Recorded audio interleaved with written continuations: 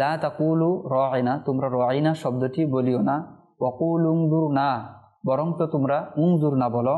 আল্লাহ, কাফেরদের বিষয়টা আল্লাহ পাক ছেড়ে দিয়েছেন, কিন্তু দিক নির্দেশনা কাদের দিচ্ছেন?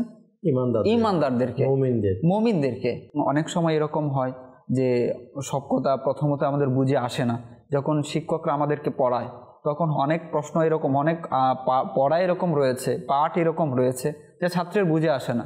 তো বারবার প্রশ্ন করে এখানে কি হতে পারে, এখানে কি হতে পারে। তো সাহাবায়ে কেরামের মধ্যে এরকমটাই ছিল, তারা জানার আগ্রহী ছিল তাদের মাঝে।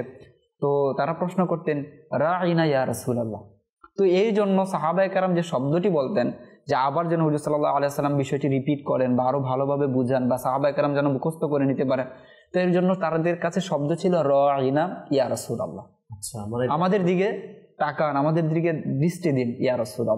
এই একই শব্দ আবার অমুসলিমদের কাছে, আচ্ছা, তাদের কাছে ছিল আমাদের রাখাল, অর্থাৎ তাদের কাছে একটি গালি ছিল এটা। নাউযুবিল্লাহ।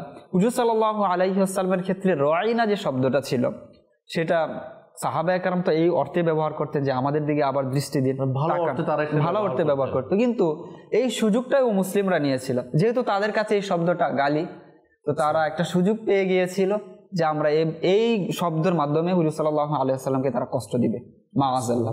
তারা এই নিয়ত করেছিল। তো যখন এই বিষয়টি সামনে আসলো তখন আল্লাহ তাআলা বললেন যে তোমরা তো খুব ভালো অর্থে ব্যবহার করো, তোমাদের নিয়ত পরিশুদ্ধ, কিন্তু আমার হাবিবের শান হচ্ছে এরকম যে তোমরা যে শব্দটা বলছো সেটা অন্য অর্থ একটা ব্যবহার করে মানুষ আমার হাবিবের শানে আঘাত করবে, এটা আমি এটা হতে দিব না।